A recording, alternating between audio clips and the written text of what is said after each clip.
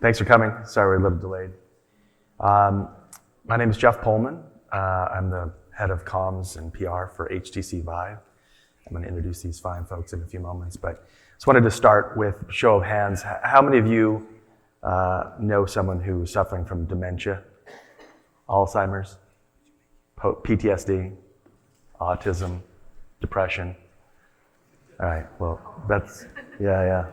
I saw just about every hand go up in the audience, and it's a sad thing, but these three individuals are on the forefront of really helping people who are suffering from those and many other ailments. So I want to start off with sort of setting the stage at where we are as a society, the aging population. So Allison, you can kind of walk us through a little bit of your take on how dire things are at this point. I mean, you saw a lot of hands here. Yeah. They went up. Everyone knows it's one degree of separation for most people in this room. So tell us where we are. I think everyone knows that we are aging faster now than we have at any time in our history. And with that means we're going to be experiencing more and more neurodegeneration, including Alzheimer's and related dementias. And one of sort of the easiest ways for me, I think, to show the extent of this issue is just through an auditory demonstration. So if you just pay attention to this for 1 second.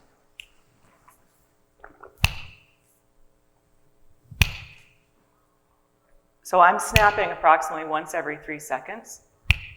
And every time I snap, someone somewhere in the world is being diagnosed with dementia, right? And what that means, if you think globally, is we have a very big problem. And that problem is increasing because as we age faster and faster, if we don't do something about it, we're going to end up with many, many more people with neurodegeneration. And I don't want to scare everyone, but we've been doing some work in my lab and other labs at Baycrest in the research group in Sunnybrook Hospital in Toronto, looking at the effects of COVID on the brain. And I really believe that we're going to see a doubling down, if you will, of neurodegeneration of the public health crisis of dementia because of COVID, because of sort of indirect and direct effects. So the necessary isolation that people saw to keep people safe, especially our older individuals, when people were in social isolation or quarantine, particularly I'm from Canada, so we had much stricter quarantine rules there. It meant that people weren't socially interacting, it meant that they weren't sleeping as well, it meant they weren't eating as well, it meant that they weren't exercising. All of those are things that you can do in your everyday life to reduce your risk of dementia. And so the quarantines that we had to put in place, I really believe that, I think are indirectly going to lead to sort of a follow-on pandemic, if you will, of dementia down the road. And if you combine that with the fact that, at least in the earlier stages of COVID, we don't know for sure with Omicron, but in the earlier stages of COVID, even mild cases of COVID led to structural and functional changes in the brain. And they could be lasting as long as 9 months after even mild infections. So, all of these sorts of things combined, we've got more people aging than ever before. We've had this pandemic that's going to have indirect and direct impacts. I think all of it just means that we really have to pay attention to this public health crisis of dementia. And to add a log to your fire, Allison, family sizes have been getting smaller. The U.S. population has doubled since the 1960s. We've gone from an average family size of 6. Walter, sorry, they're going to boost your audio. Okay, great. The point is, we don't have enough informal caregivers to support our population as we age. All right. Chris? Yeah, and from our vantage point, we see an enormous balloon of senior care that's going to be needed with this population increase. So Melinda Gates and that foundation has estimated this to be about a $400 billion care market size, but basically that's the types of resources that are going to be needed to care for older people as we grow. And by 2034, we're going to see the population, there's more people older than 65 years old than 18 or under. So we're going to have a heavy aging population here very soon. And 10,000 people a day right now are turning 65. a day right now. The And, boomer, as and boomer. people are going to be living longer, Right. right? So, That's right. my husband and I have two kids, one born in 98, one born in 2002. And we sort of joke that there's a statistic that kids born in the year 2000 and later have a 50% chance of making it to 100. So one kid's okay, the other's not so much. But And they fight about it all the time. What was the number you gave me the other day, though? 120 years old? Yeah. oh yeah, I mean, we're talking about extreme longevity now too. I mean, there's more and more people who are living longer. And we do now think it's probably feasible to be able to make it without too many weird biological interventions to, But- 120, 125. But we may make it physically, but Yeah. will we make it cognitively? Right, because there's lifespan and there's health span. And so if you can live to 125, but your health span is only to 85, that's probably not where people want to be. Yeah. So we're going to walk through three main areas, and then we're going to try to do maybe a little demo, depending on if the technology agrees with us. But I want to start with isolation and cognitive decline, and sort of loneliness is the new heart disease. And my hand would have been raised up along with everyone in the audience out there. My father passed away about 3 weeks ago, had Alzheimer's. He lived in isolation, was sort of trying to crawl his way out, drawing maps of his childhood ranch and things like that. But I'm curious, Allison, if you can sort of describe to the audience, and this is getting macabre, but I swear we're going to swing it the other direction and to hope. This is, as Allison was saying to me on the phone the other day, our Zoom call, it's not a death sentence, but talk a little bit about what happens to the brain when someone is suffering, they're in decline, and they're in isolation as well. This has been a really difficult couple of years for sure. What happens to the brain? Well, I mean, isolation, it's sort of interesting because people didn't used to think about loneliness as a disease factor or risk factor for disease. But as you mentioned, it is sort of now thought to be kind of like the new heart disease, right? It's equivalent to smoking. I can't remember the statistic, but a certain number of cigarettes a day. 20, I think, a pack or something. Pack a day or something. And we know that, there are certain things that you can do to reduce your risk for Alzheimer's and related dementias and their lifestyle changes. And we also know that this is, the earlier you can start, the better. So by the time someone is diagnosed, they've already probably been heading toward and living with that disease in one form or another for decades in some ways. So it's not like it's overnight. When I was snapping, it's not like you're fine and then dementia. It's a gradual kind of a process, right? So that's one of the things that we're trying to do also is figure out what we can do to predict who is most at risk and help people have personalized sort of longevity prescriptions, if you will, so that you can figure out what Chris needs in terms of exercise and nutrition and social interaction and so on to reduce his risk of dementia. And then what Walter needs is something different, what I need is different, what you need is different. And where loneliness comes in and social isolation is that it sort of doubles down on a lot of those factors. As I said before, if you're socially isolated, if you're lonely, you're probably socially isolated, not always, but sometimes. And it's also then correlated with other things like depression and stress and inflammation, changes in the inflammation. So all of those sort of factors are combining so that whatever your risk factor was, it's just sort of, 2, 3, 4 times now because of the loneliness added on top of it. And so it's going to just increase the rate of the decline. We're going to get to the caregivers and that piece of the puzzle, but talk about depression that comes into play there with not knowing how to deal. But Chris, what are your thoughts? Yeah, so if there's any one good thing I see coming out of the pandemic is the general consciousness of our culture around isolation. Since we've all, as younger people, have faced isolation, we now have empathy for what our older population is feeling and has felt for years and will feel for the future. So what we do at MyndVR is we bring virtual reality and immersive technology through specific content that's geared for helping with isolation. And that's the sort of pragmatic sort of position I bring to the panel here is a little bit more about how we're thinking about isolation and what we're doing with this technology to help with that problem, because that is really a huge problem that we see, and we see it on all of our instances across the board when we bring VR into the continuum of senior care. And if I can just add in, because Baycrest has one of the largest long-term care homes in Canada, about 500 individual beds, and So for Canada, that's big. I don't know in the United States, but everything's 10 times bigger, especially in Texas. But we've got, what we saw was, and especially because we had a little bit stricter isolation rules in Canada, these people relied on caregivers coming from their homes to visit them, to keep them engaged. And that's the other thing is that, even if you are diagnosed with dementia, it doesn't mean everyone will progress at the same stage. If you can have certain interventions, it will keep you from progressing. And those social interactions were so important. And so people were really looking for, what can I do to make sure that mom or dad or grandma and grandpa are staying engaged, even if we can't be there in person, right? So. Well, and to key on your point about diagnostics, many people think that everybody who's in a memory care center has Alzheimer's, but the reality is that's not correct.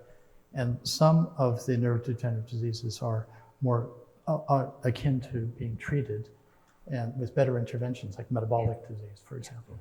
And one of the challenges we have is doing that differential diagnosis. So one of the reasons we're so excited about the intervention of new technology for senior care is that we can do a better job of identifying those people and sending them down the right treatment path for their particular diagnosis.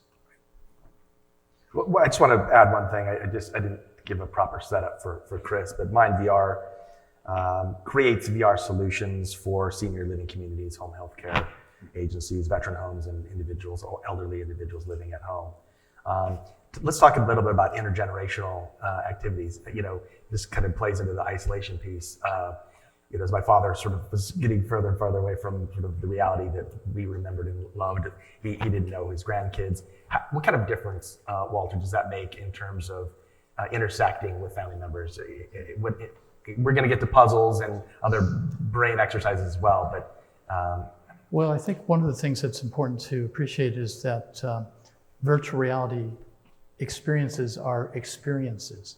And when we connect people with a Zoom call or a phone call, it's a communication, but it's not an experience. And one of the great things about some of the products that are emerging right now in virtual reality is that they can be interactive, that you can go together with someone else to have an experience. And that's so important. It activates our memories, it rewards us for that experience, as opposed to just having a conversation. That's right. Yeah.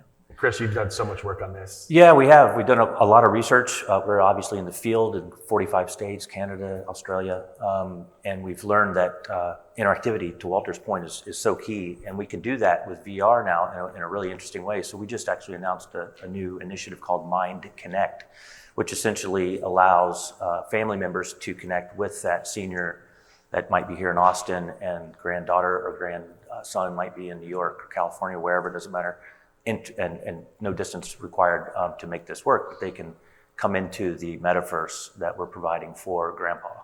And it's really a beautiful thing because not only does it give that immersive experience, to Walter's point, it's not a Zoom call, it's not two-dimensional, you're in a Grand Canyon scene with a loved one who's talking to you, and she can see it on her phone in New York and guide what videos are next, and have a real interesting way to motivate young people to want to do exciting things with their older adults in their family. So it's really a beautiful connection. And I think it's so important, those intergenerational interactions, to reduce stigma, the stigma of aging, the stigma of dementia, because the traditional approach is, we take, in many cities, you take older people and you stick them in a long-term care center that's like away from the rest of the town or whatever, the village and city. Right. And they're isolated, in this building.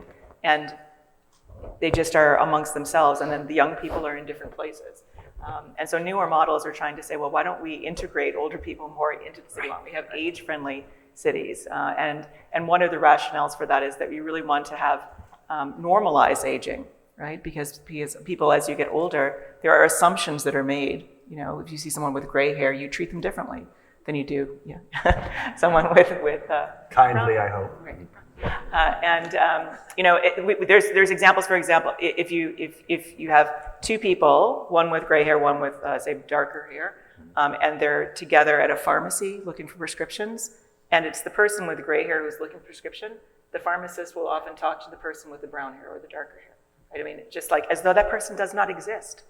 And so the more we can normalize it and have younger people and older people interacting on a regular basis, I think that's one way of addressing the stigma. How many of you have tried VR? Fantastic. How many of you tried HTC Vive? Let's talk a little bit more about that. I mean, Walter, you can all jump in on this, but the interaction, the immersive activity really sort of sparked something in the mind. Do you see something immediately, a shift when someone goes from a phone to maybe a Zoom call to immersing in VR? Just talk about that shift that you see. Well, in your brain, I mean, the brain is responding differently, right? I mean, so you've got different stimuli that are affecting the brain. That's what, Walter, I think you were talking about. Like, there's actually changes in the brain function when you're in VR versus looking at something, listening to someone on the phone or looking at a screen. Well, it's much more activating of more sensory aspects of the brain, and we're getting better at bringing in other sensory stimulus, such as olfaction. The more interaction you have, the more content you have that's engaging, the more you activate the brain's reward systems. And if you want to evaluate someone, or if you want to help someone through a therapy, you need to be able to do that sort of activation. And if we're just looking at a tablet or a smartphone or a television set, we're not really there in terms of full activation of our brain and our emotions. We can really take people there. I'm sure many of these people have been traumatized by demos that people do by having them walk out on a plank. And you know that even though you are in a room with other people and you're talking to them, many people can't step off that plank or rescue the kitten or whatever the metaphor is. And the point is that we can take you someplace else in a fully engaging way. And that gives us some very powerful tools for both assessments and for therapies. Yeah, and just on the therapy front, I mean, so the Solution Accelerator I run at the Center for Aging, Brain Health Innovation, or CABI, we've sponsored over 350 different projects. So we see all of these different things, and we help people validate the solutions in real-world settings. And we've seen in a number of different VR-related kinds of solutions that exactly what you're talking about, that it leads to people sort of reminiscing more, especially if you can have solutions that are targeted to people's individual's history, right? So you can have, whether it's exactly where they've been or something, an activity that they enjoy engaging in, they can start to reminisce more. And we've actually seen that sort of reminiscence, it doesn't necessarily reverse the dementia, but it can certainly slow the progression. And so there's a real therapeutic aspect to it as well. It's not just making people happy and less lonely, it's actually helping the brain. And I suspect, so go ahead, Chris. Oh yeah, no, just, we've spent the last 5 years really developing a platform that reimagines VR away from this youth-based gaming culture of dinosaurs and zombies chasing zombies and all these things that seniors are, it's not very friendly for seniors, so. That's what I'm gonna want. Right, when you're older. Gamer. But so moving the content discussion from the sort of youth culture where a lot of it's at, to where what we focus on at MyndVR Studio division is creating content that's really applicable to these aging adults. So live concerts in VR, which ties into traditional music therapy. Olfaction therapy that Walter mentioned is really important, a new frontier in VR, because now we know from traditional science that olfaction therapy is really powerful in the reminiscence part of our brain. And now when we add that olfaction to the sensory of immersion and visual, and we add a family member's voice to that, you're adding another piece of research that's really been well identified, that family voices are very much good for activation in the brain. So we factor in all of that research to try to make the solution that really works for the senior. I suspect that you've done your research and you know that Walter got into this just a while ago. I mean, mid to late 80s. It's, you were saying that you're coming through the airport at Hudson News. You saw, a sort of the inexpensive version of a VR headset, but it must just be remarkable, back in the 80s, sort of envisioning where this was going to go, and now you're seeing, ergonomic, form-fitting, immersive glasses like that gentleman who's going to stand up in the corner right there, and lower latency. But you were telling me last week about. I think it's a Norwegian company that can recreate sort of roads to your hometown So talk about a little bit about that, the impact that has to pull people out of isolation. Well, I think as a scientist, Allison and I are both excited about the fact that immersive environments give us new tools for doing an evaluation. And one of the problems we've had at coming up with better interventions for neurodegenerative disease is we haven't had good measurements. We've been relying on subjective self-report and observation of behavior. But with virtual environments, really for all aspects of mental health care, we can evoke and challenge a person in a really robust manner and measure both psychophysiologically and also behaviorally how they respond. So I think it will lead us to new pharmaceuticals and new other therapies. Yep. And also, to Allison's point, we can do a more precision pathway. People have different biotypes, people have different experiences in their past, and you need to adjust your protocols based on that. And we finally have some new tools to do a more precise approach in that arena. You brilliantly just bridged into the next topic, which is caregiving, understanding for people with cognitive decline. And I just want to go into that a little bit more in depth. You told me last week that if you go into an elderly or memory care facility, 95% of people would say that they have, or family members would say that they have Alzheimer's or suffering. But that's an incomplete picture or maybe sort of misdiagnosis. So talk a little bit more about that, about what the true numbers are. Well, it's not necessarily a misdiagnosis, but there's a tendency, because at primary care, it's very difficult to do a differential diagnosis that's very accurate. So there are a lot of people who are in memory care who are just described as having Alzheimer's, but they may have some other form of neurodegenerative disease. And until we have better tools, especially at the primary care level, for doing assessments, that will be a problem, and people who might benefit by a different treatment pathway will be missed. So one of the reasons we're so excited about this new wave of technology that MyndVR and others are developing is we'll have some more precise ways of doing an evaluation and a diagnosis. And I think a lot of people, maybe not in this room, but in other rooms, think that when they think of dementia, they think it is Alzheimer's. But Alzheimer's is just one form of dementia, right? There's also Lewy body disease, there's also frontotemporal dementia, there's also Parkinson's-related dementia. So there's a bunch of these different kinds of dementias, and they affect different parts of the brain in different ways. And so you could then imagine, to Walter's point, the way that you should treat them is probably different. So in our lab, one of the things we've been doing is trying to figure out how do we predict who is headed down the path toward one or another of these. And so we're developing sort of basic, I'm a vision scientist by training, so we're developing basic perception and vision tests to be able to, years before you even see memory symptoms, sort of figure out, okay, if you're seeing a deficit in this kind of area of your brain, which is linked to this form of perception, then that might be a clue that you're heading towards a Lewy body or frontotemporal and so on.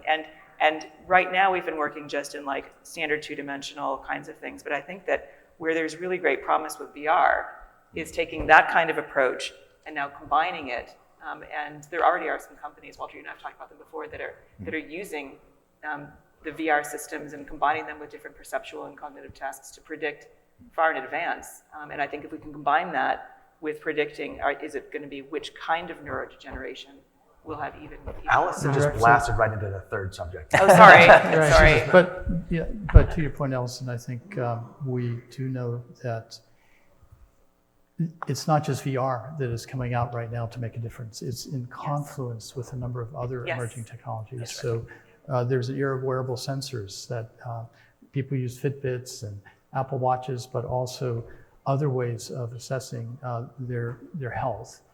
And that data is being, that's the Muse headband that you have there. I'm just going to throw my cards over it.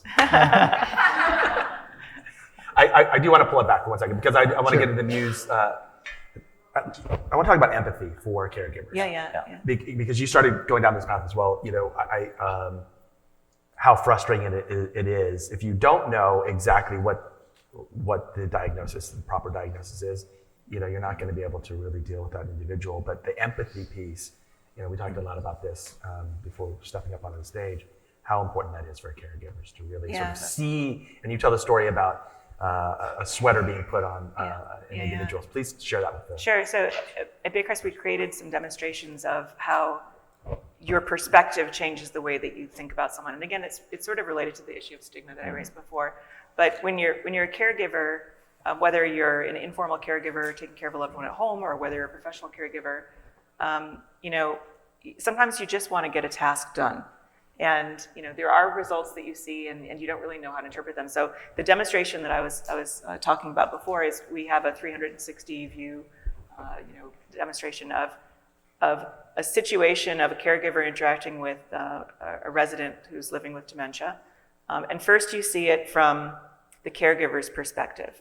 And the caregiver just wants to put a sweater on this fellow. So the guy's sitting there, happily going about his day, and the caregiver starts to put the sweater on, and he starts hitting her, and he's really violent, and they have to call people to calm him down. And you're thinking, oh my gosh, this is a violent individual.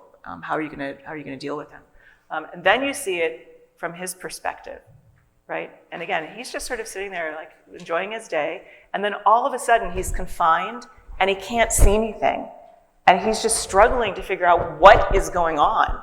So it's not, the intent, I think, is different. And when you see it from both of those different directions, it changes the way that you interact with residents. It changes the way that you interact with people living with dementia. And there's a whole bunch of other virtual reality companies that are coming out now, including Embodied Labs, that do take another approach where Embodied Labs, Carrie Shaw's company, actually puts you in the position of somebody, say, living with dementia or macular degeneration or other kind of age-related diseases and so on.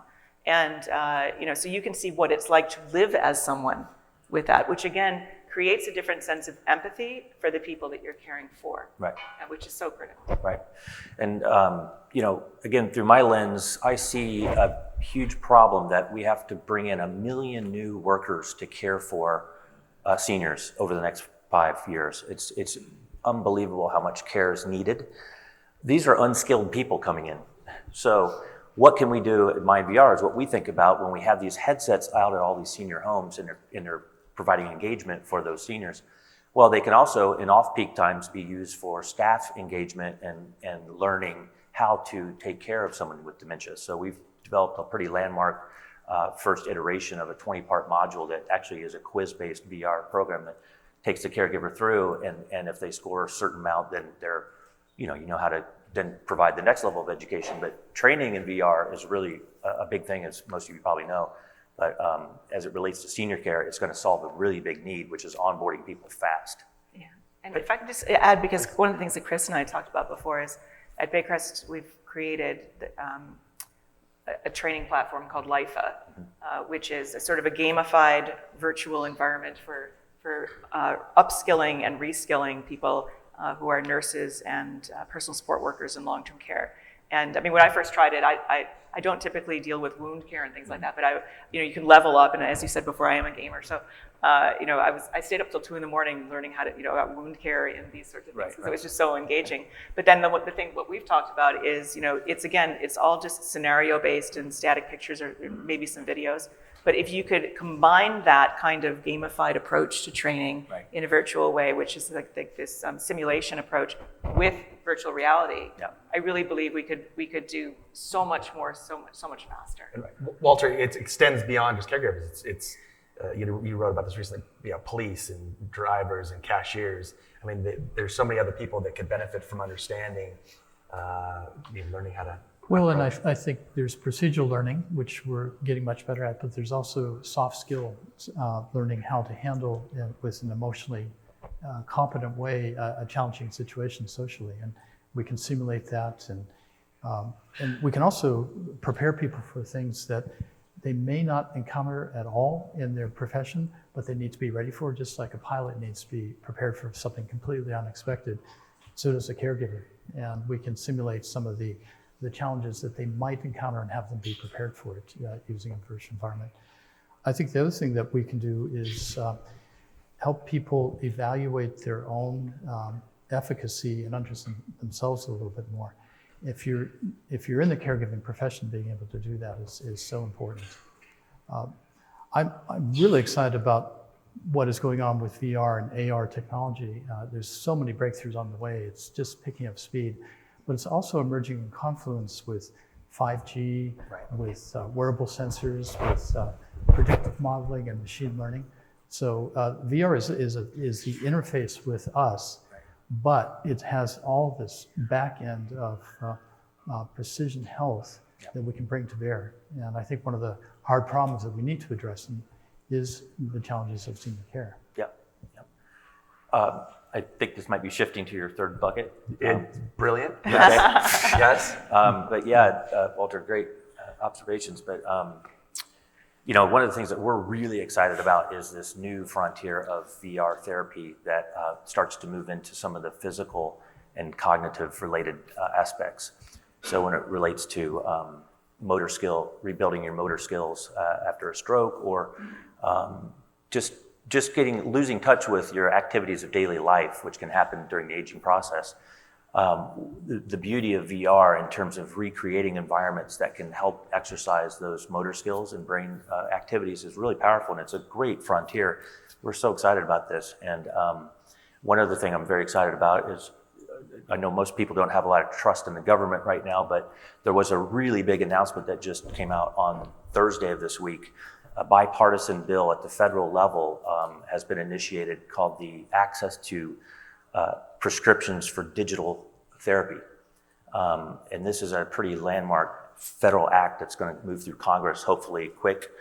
If everybody could please call their senators and representatives to support this so we get that through. But that's the kind of regulatory future that is so important for us to move this industry forward.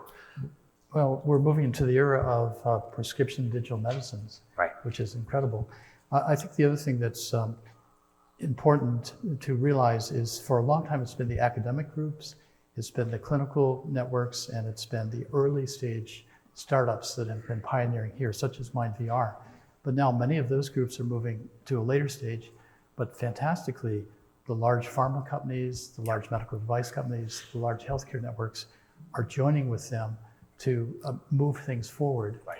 And I'm excited, for example, Penumbra, a medical device company, has made a substantial commitment to put its focus on medical VR and team with groups like MyndVR to help them through their distribution and support network, take the amazing work that's been developed and get it out and in use. Right.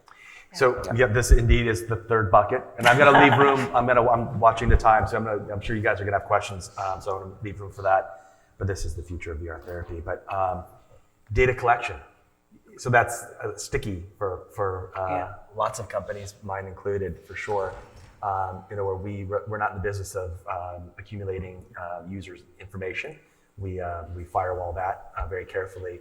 But we were talking about this last night. Yeah. This is critically important to what you're talking about. You need to have all those data points. Real-time adjustments can be made as you're looking at.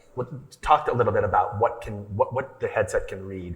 I think you're all going to have very interesting takes on this that can really help the treatment. So I'm thinking not necessarily just about where the headsets are now, but where they are going to be in the future. And so in the future, it'll probably just look like this. It's going to be something that's as normal as the glasses. It's getting lighter. It's getting easier to use.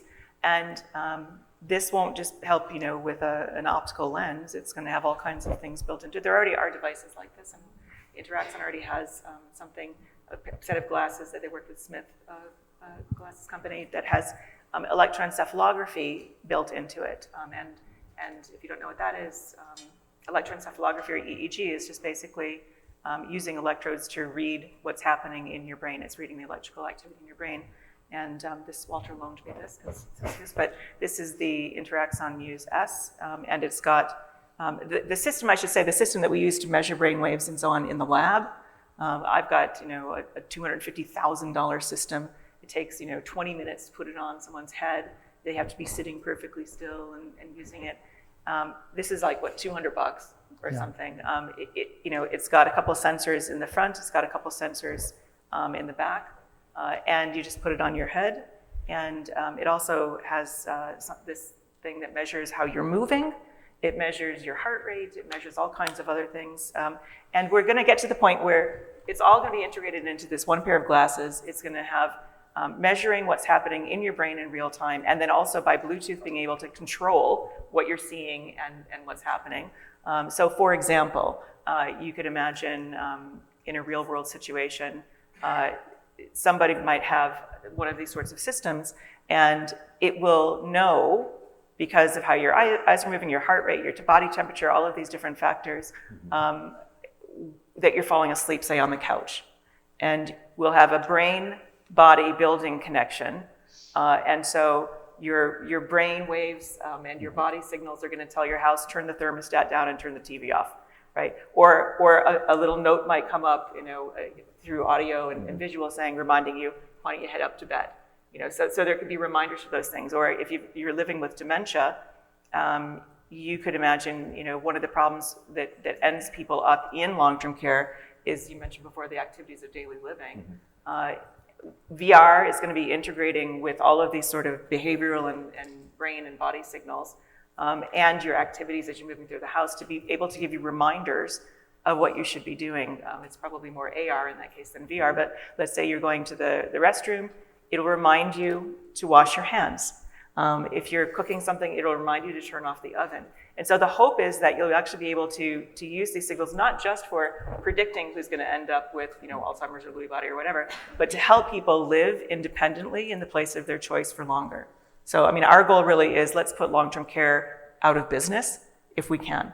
And if we can't, then we need to make sure people are living their best possible lives there. Right. Yeah, no, we see millions of seniors living in long-term care communities, but we see tens of millions living at home. And that's really going to be a big trend that we have to cater towards. And this connectivity that Walter mentioned earlier, things that we're working on to connect, can also be applied to care professionals on the other side of the connection point. So it's important to realize it's not just people who are in senior care that need support, but the caregivers often get burnt out. And one of the things I'm so impressed by is all the interventions that have been developed on VR platforms to address stress and stress mitigation, and support people who are doing the difficult jobs of running their own lives and their families, but also supporting their parents. And I should say, if you're not going to, this actually was designed to address some of these issues around stress. Yes. Right, and we're actually doing a trial right now with Caregivers and others in collaboration with Walter's group at Interaxon, where this actually is a mindfulness training device at its core, but this also helps you improve your sleep, this particular model. I'm not paid by Interaxon, so I can say these things. But I just really believe in the product. And basically, it's connected by Bluetooth, and it helps you know when your mind is in a mindful state versus when it's not, so that you can then deal with the stressors of life. Well, it's not too hard to imagine that 10, 15, 12 years from now, our environment's going to be studying us. It'll be... And we need to do a good job of locking down that data and keeping what should be private and confidential. But we should have adaptive interfaces to our automobiles, to our buildings, to every form of way of interacting that pays attention to our mood level, our sleepiness level, our alertness level, our ability to focus, and dynamically change. And that will go to what you were talking about, Allison, is building an environment that supports people who might have a cognitive decline. The only thing I just want to add, because we were talking about this the other night, is, you mentioned the concerns people have around data collection. And there are concerns, in certain communities than in others. So for example, certainly in Canada, our Indigenous communities are very concerned about data collection because data has been used in ways that has harmed them in the past. And we hear the same thing in communities of color, Black and brown communities. Are less likely to want to allow these kinds of devices into their homes. And even older people are more concerned about these than younger people. They're more concerned about privacy. My mother didn't want to use an ATM card for years because she thought the government would steal her money. Now she just buys everything online. She was a kid. Because Amazon's not paying attention at all. That's right. But I think what's really important then is to make sure. We've got this vision for the future, and that's great. Well, but we have to make sure that it is consistent with what the people want and what the people need, and bringing them in. Exactly, and we also have to design for diversity and for age appropriateness and cultural inclusiveness. And one of the mistakes that could be made, and we have to be careful because we're going to live with these data sets for a long time, is to make sure that they're not biased. Yes. And because it will form the backbone of our next generation technology. And so we need to, just as you have to make sure you have diverse content that is culturally appropriate, we need, as we collect the data, to make sure we lock it down with blockchain and other tools, and also make sure that it doesn't have biases. Yeah, we've got responsible AI, we need responsible VR also. Yeah, That's exactly. right. I mean, you referenced this earlier, Walter, that we have watches that measure how many steps, our heart rate, rings to measure our sleep.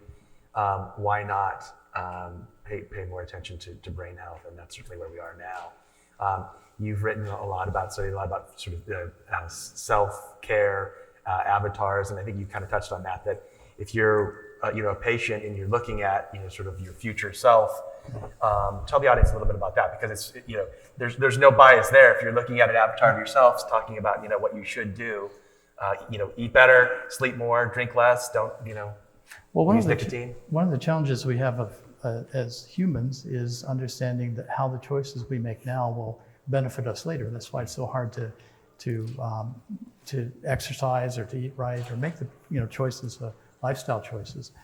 One of the techniques we've explored at our lab at Stanford is to give people feedback by having a conversation with their future self.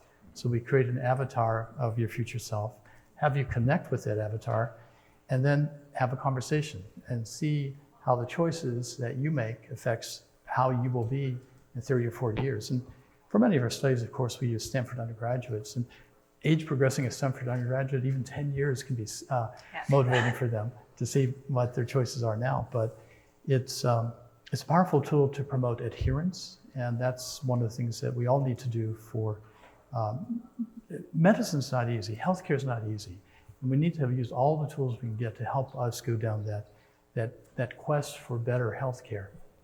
And connecting us with helping us see the choices and how they affect us dynamically makes a big difference. Is that confusing for someone who has dementia or Alzheimer's or are you talking about sort of before it really gets? Yeah, I think that's something we should all keep in mind now. There are things we can do now that will help with our brain health as we age. And it's something we need to get that message out. Yeah, but the other thing is sort of the reverse, where again, this is back on the caregiver and empathy sort of side of things, where you can take that same approach, but now take someone who does live with dementia, for example, and they may be quite frail and so on. And so the caregivers are looking at them and viewing them with a certain perspective, and you can be interacting in the metaverse, and they can be projecting the metaverse as their younger self. Yeah. Right? Which then would cause the person to be interacting a little bit differently, right? So they can see, in my past, I was an engineer and I played the violin and I did step dancing or whatever. And you learn more about the person and you're interacting because you see the person before they were in this state of decline. It will change the way we think that they will be interacting as well. So you can go both directions. I'm just going to be mindful of time because I'm sure that you guys have some questions. Yes, hands? Yeah, okay. So before we get to the demo, I just want to do a wrap up and sort of, where do we see things in the next, 5 years? Chris, let's hear from you for a moment, but you guys are doing such amazing work at MyndVR.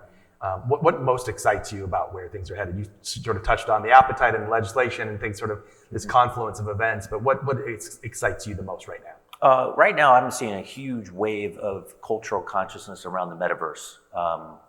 In Jeff's case, the Viveverse. That's just our place. That's HTC Vive's place within the metaverse. Okay, let's not rotate on it. Right, but the fact that VR is really coming back in very strongly, and a lot of that has been pushed by our friendly company in Menlo Park.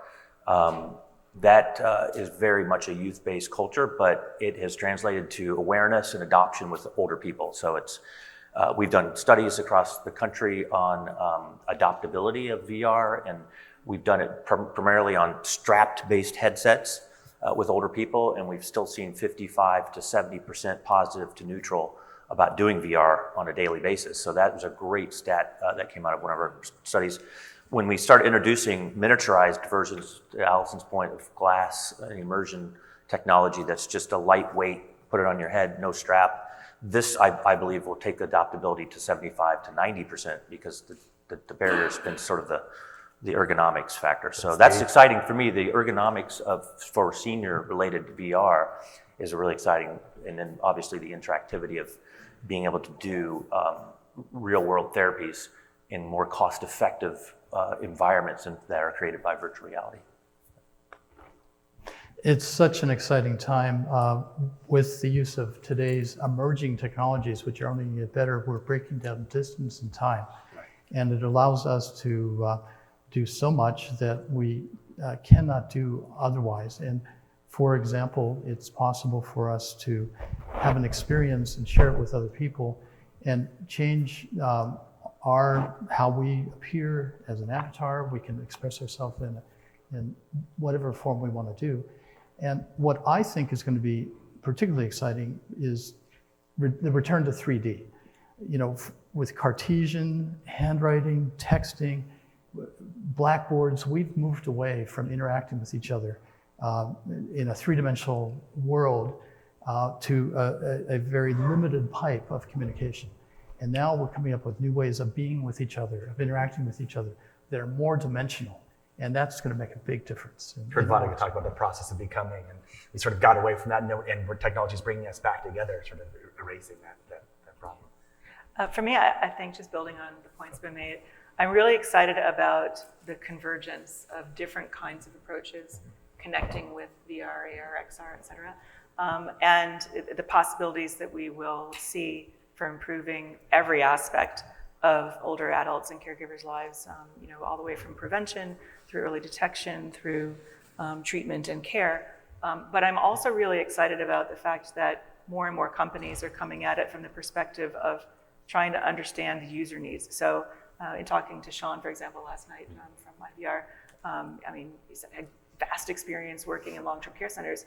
And so, MyndVR is a company that's not, my view of it, and you can correct me if I'm wrong, is that it's not a company that's a VR company first and then sort of tacked on something around long-term care, but it actually was created to help people in this setting. And we're seeing more and more companies that a lot of the founders that I work with, I think the founders from the most successful companies have life experiences that led them to those developments, and they've interacted with people to help them in the design of it. You talked about having those sort of, working with older people and with caregivers, and I think that's so important. If you're designing something, it should be, by and with, and not to and for.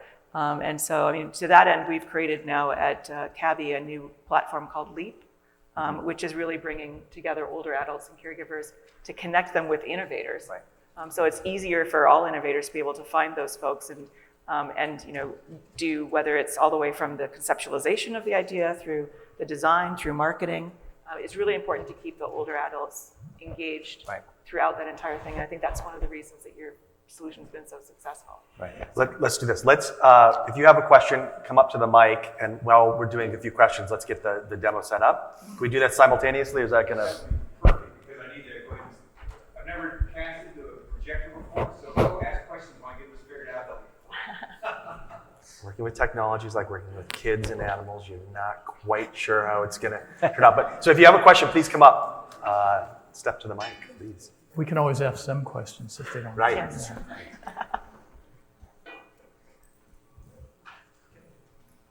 Hi there. Thank you for a fabulous session. My question is around, is there any data or science that points to what level of fidelity in VR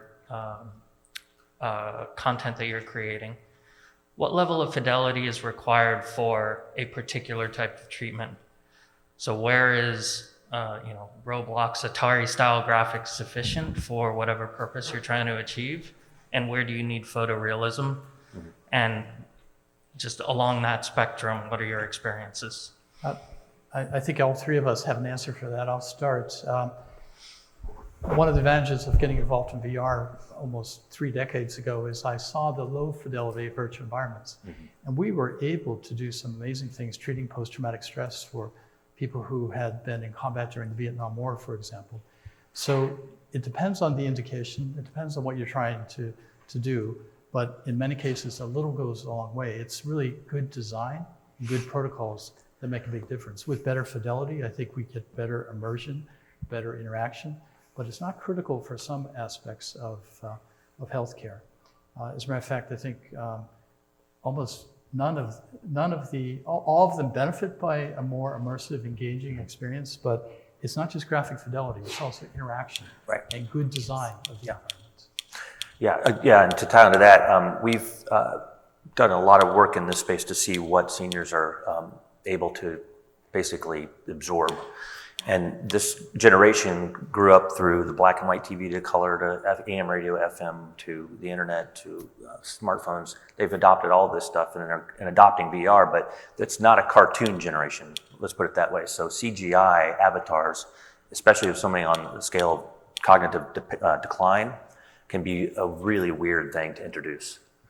So we work very much with photorealism and like a butterfly application we have that's an occupational therapy sort of world where you can catch butterflies with the net, use certain patterns of your arm to tie into an actual physical therapy routine.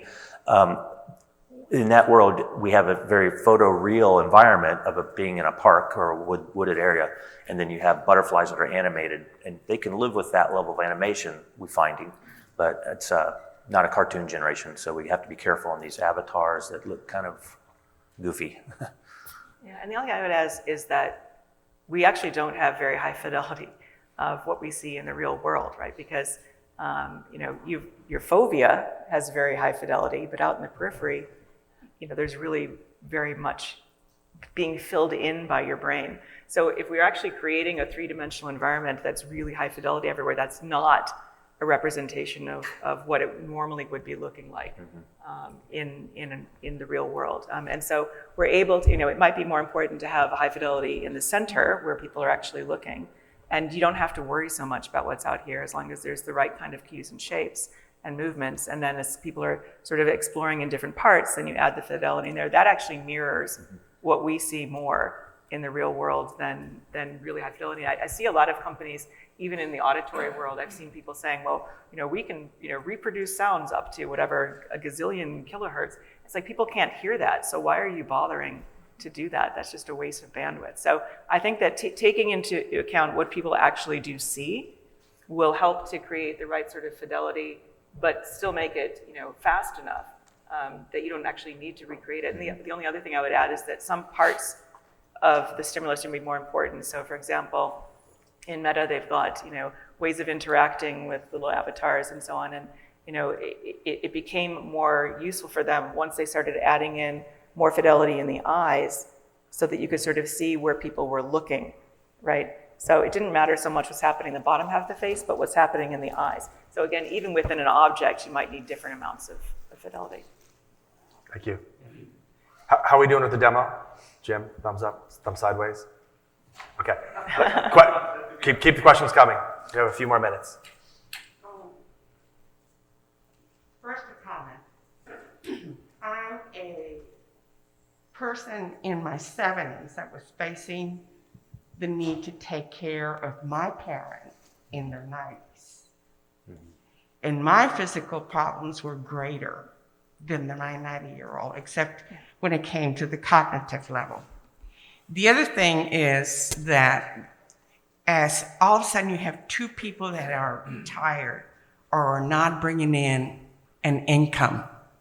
So when you're talking about this, it sounds wonderful, but if you're looking at two sets of retired people, who's going to be able to afford it? I mean, this sounds not something you can easily just go out there and buy. And you're looking at folks, the majority in the United States can't afford a watch, a Fitbit. So that's what I'd like to know. That's a really good question. I can take a stab at that real quick. On the economics front, we're working very, very hard in this Digital Therapy Act that I just mentioned a minute ago is really intended for Medicare reimbursement for these type of solutions, right? So right now we're in a lot of private pay senior care. Seems to be kind of a little bit more upper on the economic scale, but our goal is to reach all folks in need, and this legislation will really help with that because that's one point. The other point is that the cost of these headsets is decreasing with the power increasing. So the ability to really deliver great products at great scale and low cost is really on the horizon here, very near horizon. And the technology allows us to reduce cost overall. So it's we need to make sure we design for affordability, and introduce it into the healthcare ecosystem, understanding that there's not a lot of extra room for extra funding, both on an individual and on an institutional level. But if we design to reduce the cost by having better results, we will be successful. I think you were waiting patiently. I'm going to let you jump in. Go ahead. Very kind of you. Thank you very much for the session. I have a question for you. Why do you think that mental health as a field is not using neuroscience the way a lot of other fields are at the moment in order to measure the brain reactions of people? When you look at the entertainment industry, the consumer industry, they rely heavily on measures of brain activity in real life in order to be able to understand the behavior and to predict the behavior. Whereas when it comes to mental health, it's surprising to look at the figures and see that it's very poorly used, the neurotechnology that's been out there for portable neurotechnology over the past 10 years. I can start, and then maybe Walter, you can chime in. I think part of the problem is that the traditional kinds of ways of measuring, say, the brain activation, require people to come to a hospital or to a laboratory, and it's very labor-intensive and time-intensive. It's not things that really can be used very easily by consumers. So the new generation of these sorts of approaches, like the Muse, we're actually working to develop ways for people to just run experiments, for example, in people's homes and collect electrophysiological data in people's homes. And that will be given away for free to everybody. So as long as they have the Muse system, for example, then they can do that. And that we think is a precursor to being able to have systems that are in the homes that will be able to collect all the data, for example, and then we'll be able to use them more. So part of it, I think, is the accessibility of these home-based systems, but the other part is that there's a lot of data, and we haven't really figured out the right way of visualizing it that is as clear and simple for people to make use of it in the diagnoses. So that's I think, part of where we are. Over the past 10 years, corporations have spread the use of portable neurotechnologies to thousands of employees to measure stress and attention in real time. To your point, it's not in 10 years, it was 5 years ago. And it's very surprising. Well, I just think to make sure you understand, medicine is in transition, especially behavioral medicine. In the past, the tools we had to help were molecules through pharmaceutical preparations, and those have been limited. And we've also been limited by the analog nature of therapy if it's a talk therapy type of thing. So the research has always had a strong technology basis to it with medical imaging and psychophysiological analysis, but at the level of care, we haven't had the right tools until recently. And now we can do combination therapy where we combine some of those previous methods like cognitive behavioral therapy with measurement. So I think the foundation has always been there, just hasn't migrated out because we didn't have the right ways to apply it. But with some of the new things that are coming out, we do. And I think also people were thinking too much in silos of different disciplinary boundaries. So we just actually, while I was getting ready for this panel, have submitted a grant that has a cluster in Toronto and Montreal and the Bay Area that's bringing together people across psychology, neuroscience, the medical fields, engineering, data science, et cetera, that's doing exactly the kind of thing you're talking about. It's all about trying to create a new field of predictive neuroscience for precision aging, right? Which well, I think there was stigmas against mental health care for a long time too, and I think we're finally getting over that. Oh, thank you. So we may get chased out of here, but if we have time for one more question, and then if the Wi-Fi situation didn't lend itself, but if you find MyndVR online and HTC Vive. We have a video we could play. The video, we try to do that, but let's get the question. Lots of older people have balance issues and posture issues, but how do you design for balance and posture when it comes to caring for the elderly with virtual environments? Yeah, I'll take that one first. We put a lot of care into this and empathy for what is safe and what is convenient and easy for the administrator and the senior to do. And we have a whole set of policies around our safety. But we don't ever allow anybody to get out of their seat to start off, especially on the 3DOF sort of experiences. That safety is really important because people can fall real quick on VR, as you know, and the older we get, the less mobile we are. So sitting is really the key for posture. at this moment in time. You want to play the video now? No, sure, yeah. We've got 1:06. Yep. Sorry, the demo didn't work out, but we'll play the video now. Welcome to the world of MyndVR, where virtual reality meets healthcare for our aging population. Seniors are facing isolation and loneliness more than ever. That's why we are introducing Mind Connect, which virtually connects seniors in the metaverse in real time with remote family members from anywhere. Hey, Grandpa. Hey there, kiddo. I've been looking forward to spending some quality time together. Me too. So where would you like to go today? How about a trip to the International Space Station? Ooh, good idea. Let's go.